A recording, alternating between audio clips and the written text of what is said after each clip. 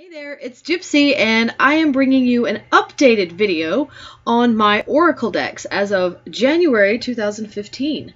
So the last one I did was in March of 2013, so it's been almost 2 years.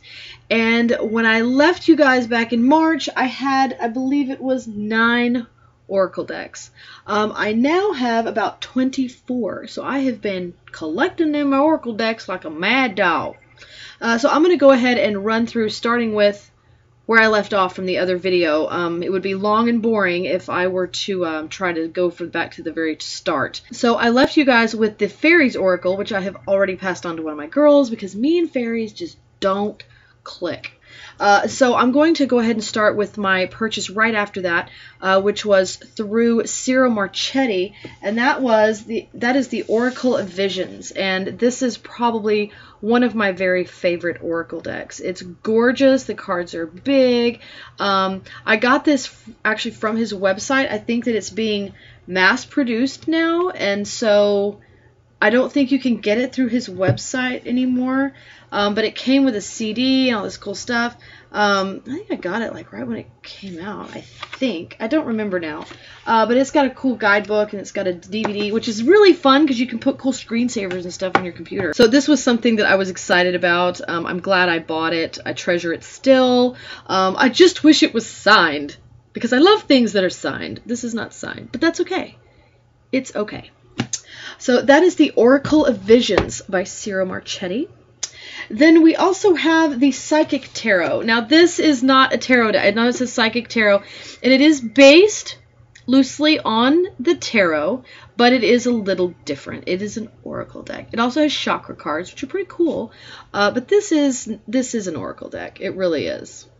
I love it. I think it's a really cool, it's a very unique deck, so I really enjoy reading with it. I've had good luck. In fact, I've gone and had my cards read before, and the lady used these as one of her significator cards, so that was kind of neat. Oracle of the Shapeshifters is next, and that is another one of those awesome Lucy Cavendish / Jasmine Beckett Griffith conglomerations. I was pretty stoked to get this one. This is the US version, just in case you care. I do have all of them. Because I have a problem. But this is the regular US version, so if you were to buy it here or on Amazon, this is the version you would get. Then I have the Wisdom of the Golden Path. Now this is a gorgeous tarot deck. This is Tony Carmine Salerno, and the artwork is gorgeous, gorgeous. It definitely has a Far East feel. It is very Oriental in its style, in the people that are represented here. I could totally just go into this right now. It's stunning. The artwork is stunning. I can't even begin to pronounce that name. I don't want to tear it up. That's someone's name, and I don't want to just jack it up. So I'm not going to pronounce it. But this is extremely high quality artwork right here. I mean, crazy, just badass artwork. So I really like that deck. I recommend that one. And then we have the Green World Oracle. Now, this is one that I bought on pre-order. Again, it was one of those kind of impulse buys, and the packaging and the presentation of it, they did a great job writing up the blurb for it and all of that, and it made it seem very appealing. I have not been able to get into this Oracle deck. I have really hardly used it at all. I believe someone asked me to do a review of this, and I have hesitated to do it because I don't want to be negative. I don't want to spread negativity out there. I will say that this deck has an incredibly thorough guidebook. This is insane. If y'all still want me to do a review, let me know. I may just do an out-of-the-box kind of thing because I just... I don't know, maybe working with it would be a good thing. I don't really, you can't really do the Art of Oracle comparison because all the cards are different. So I don't have the opportunity to work with it the way that I did in the Art of Tarot series with all my tarot decks. That was really a cool function. I was able to connect with some decks that I didn't get at first because of doing that series. So kind of wish I could do something like this, but I mean, I could just make it a deck I just make myself use for a week and then, work it out. I may do that. We'll have to see. I got a whole year ahead of me. So there's the Green World Oracle. And then during this time, obviously, I was kind of on like an earthy kick. And so I went ahead and got the Druid Oracle. an earthy kick. I think pretty much all people that follow an earth-based religion live in an earthy kick, but you know what I mean. I got the Druid Animal Oracle deck, and this is an awesome deck, and I still want to create my own card. There's a blank card in here, and I really want to draw it, and I know what I want to draw, but I'm too chicken to screw up the card. So one of these days it'll happen. It will happen. I haven't been in the mood for this deck in a little while, so it just hasn't been a priority. This one I am working with right now. This is the Enchanted Map Oracle by Colette Baron Reid. And I actually just recently bought the map, the book, because I love this deck so much. I love the thought behind this and the principles that go into this. I'm working with this deck this month for the Solitary Deck Challenge that AlMoon513 is doing on her channel. So loving this deck, and I knew I did. I mean, I just really wanted to work with it, and this is really, it's made it very easy to do my daily draws and stuff because I really love this deck and I want to look at it. Grace cards. I bought these. Hay House was having a sale on their website, and at the same time I bought these, I bought like 3 or 4 copies of this because I gave it to all of my daughters. But this one I bought, it was like $5 or something on sale. It was one of those things where it's like, I think I got what I paid for. This is just not for me. Grace cards, I like to keep them as kind of an example, and there may come a time when one of my girls might really like it. But, you know, the card, they're not bad. I mean, the cards aren't bad. This is, you know, this one says love. I mean, they're pretty, and they have like these little phrases on the back, and I think that's maybe kind of messes with me. I don't know if I like that. You know, and it is Christian based, it seems like, so God's presence, I kind of like, you know, but at the same time, it's not like it's Bible-y, you know what I mean? It's just certain things. Well, I mean, like this one's kind of cool. When we feel overly attached to an outcome, it's simply an indication that we need to reconnect with our wise self, you know, and it's got this image. So, you know, again, I guess maybe I've aged since I bought this deck or first got it, because now I'm sitting here in my mind thinking, oh, honey, just give it a shot. It's really not that bad. I can hear my mother in my head. Honey, don't judge too quick. Now, you don't know. Okay, maybe I don't hate it. Now that I'm sitting here looking at it again, it's really not that bad. But yes, I bought this on a whim. Totally blindly, knew nothing about the deck, and I got it and I was like, But just now I looked at it again and I'm thinking, I might actually like this deck. I'm going to talk to you later. Then we start going Jasmine Beckett Griffith, cray cray, because she started signing some decks and selling them, and I was like, squeak. So first of all, I discovered this because I found out she was going to be releasing the Vampire deck, and I had to have it. So because I already had her other 2 decks, their other 2 decks. So here is Le Vampires, and as you can see here, it is signed, and it's starting to smudge, which is freaking me out. So I gotta have to put some clear tape over that or something so it doesn't rub off. But anyway, she did sign this deck, and I bought this from Jasmine Beckett Griffith. Very cool set of cards. I do not use their Oracle decks that often. I don't really know why. They seem a little young for me, I guess. I don't know why I don't really use them much. I like looking at them a lot. And I read them for other people quite a bit, and I enjoy doing that. But when I go to pick an Oracle deck for myself, I tend to gravitate towards different stuff. I don't really use it that much. But when I do, they've given really good readings. I mean, I'm not going to lie. I have one friend that's like her favorite deck, and that's all I read for her. And every time, man, nails it down every time. So at the same time I bought these, I noticed on her website that she had the Australian versions for sale, and they were also signed. So I just went nuts and got it. And then there's her autograph on the side, and you can see I put tape over it because I don't want it to come off. I know that's probably a big no-no, but I don't care. This is mine, and I just want to make sure that stays put. So there's that. And then here is the Oracle of the Shapeshifters, the Australian version. And some of the cards are a little different, and the backings are different. Here's the signature that started to rub off. Oh, I haven't put tape on this one. Oh, we gotta put tape on it. Anyway, so there's the Oracle of the Shapeshifters. Then again, I think Avalon. This one was Avalon's fault. Avalon Cameron, I'm calling you out because the Halloween Oracle I could not deny. when I first saw it, I was like, nah, too themey. I don't think I want that.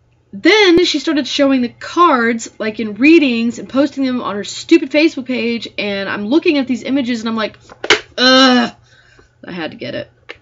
Very awesome deck. I like it a lot. And I like using it, you know, during that time of year. I thought, oh, you know, I'll probably use that all year round. Honestly, it is a darker one, so but it's perfect for ancestor time and looking back and reflecting and, you know, at the same time looking forward and, you know, kind of getting ideas how you want to close things out and start them over and, you know, that kind of thing. So I like this deck a lot, and I think I like it specifically for that time of year. So I don't know how often I'll use it, you know, unless I read for someone and they ask for it. Then we have these Witchling spell cards. Now this is by Paulina Cassidy, which if you watch the tarot videos, you know who she is. She did this little set of cards called the Witchlings deck and book set. And again, I bought this from the artist, from Paulina Cassidy. This particular one came with a little card in it that was, because I bought it like right when it first came out, and so, you know, they always do little special packages. I believe this is her autograph here in the front. You know, it's, where the hell is it? Can you see that there? I don't know if you have this. Is yours signed? I don't know if that's her autograph or if that's part of the print. I'm not really sure. I don't know why she put her autograph underneath it, but I think this is signed. I'm not sure. And then, of course, it's got the deck of cards. And this is a little bit different deck. It's not like a normal Oracle deck. I think I've reviewed this one. I feel like I've talked about this deck before. I just feel like I have. But yeah, they're spell cards. And I actually, when I got it, I don't really use them that much. I'm not really a big spell person. And so I passed them on to to Rue, my youngest, and she loves them. It's so sweet. She'll get her little cloth out and she'll get a little candle. I give them the little flicker candles, you know, that turn on, the LED candles or whatever. I don't let them use real candles because that's stupid. But anyway, so she gets her little flicker light on and she sets up a little sacred space, and then she gets her little card and she'll draw one, and, you know, it's so sweet. She's getting all centered and she gets real quiet, you know, it's cute. But anyway, so yes, I think it's a great deck. You know, if you're a spell worker, if you like that kind of thing or connect with that kind of thing, this would be a great deck to have.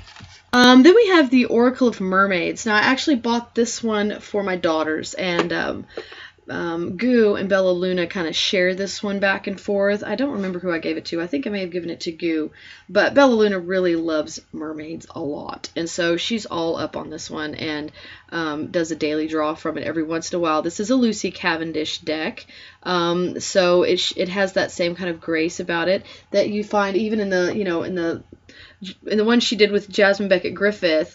There's a gentleness to her descriptions and her verbiage that she uses when she does the guidebooks, because Lucy Cavendish obviously is the one who does the deck design part, you know, and then the artist provides the artwork. Lucy Cavendish puts out some really cool decks, and this is no exception. It is just absolutely stunning. True to her work, you know, she's like the Barbara Moore of the Oracle people. Along with Colette Baron-Reid, she also does some really cool decks. I have, you know, I did the Wisdom of the Hidden Realm was actually no, that's not the right name. Oh, yeah. Wisdom of the Hidden Realm was actually the first deck, Oracle deck that I ever bought. And once I got that one, I was hooked. And that's whenever I got the Enchanted Map, and I've loved it ever since. Off on a tangent. Finally, we have my final Patrick Valenza purchase, or my most recent one. Not final. What? That's stupid. The Whispers from an Inkwell deck. And I kind of classify this as Oracle because some people do use it for divination. It's really more of just an art deck, some sampling of his work that he decided to turn into some cards. And they're really cool. You know, I wouldn't actually mind playing Dixit with these cards. If you know what Dixit is, it might be kind of fun little challenge to play a mini game of Dixit with these just to see where it goes. But this is a really cool deck. I actually showed parts of this deck in my video when I was in New Orleans in June of this past year. So I guess you can go back and, I don't know where it is. I don't know where it is in my playlists, but if you go back and look at my videos, it was posted around June of 2014. So there's that. But anyway, Whispers from an Inkwell. Very cool Oracle deck. And that's my update. That is all I have. I went from 9 to 24 in just almost, not quite 2 years. So I almost tripled my collection. I have a problem, people. Crazy. Crazy about decks. Decks with an E. And finally, we have the 2 decks that I am waiting on, which are the Sacred Rebels, and it's actually in the mail. It is on its way to me right now. This is by Alana Fairchild, who also did the Kuan Yin Oracle, which I absolutely am crazy about. So I'm really looking forward to getting this deck and seeing how it is. And then the other Oracle deck I'm waiting on is another one from Jasmine Beckett Griffith, and that is the Myths and Mermaids Oracle. And so I'm looking forward to that a lot as well. Her sisters actually helped her with this one. Her sisters are Amber Logan and Kachina Micheletto. We have one of her books. I actually purchased it for Goo a little while back, and it's signed by her and her sisters. And I just think it's so cool. You know, 3 sisters and then my 3 girls, and they're big fans of her stuff. Anyway, girly sister stuff. But I think it's really cool. So I'm looking forward to getting this deck. I think I lost my position in Amazon. I had a delivery date of like January something, so I think it was higher on the list of people that were going to get it because I ordered it a long time ago.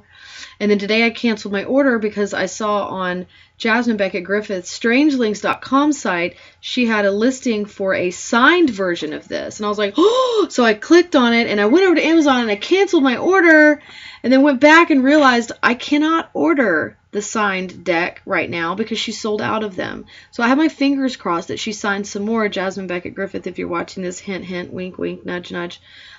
Maybe she'll sign some more and put them back out on the website because they still have it as a listing. So I put it on my wish list. I'm going to hope for the best. And if it comes to that, I will buy another copy. I don't care. Okay? I don't.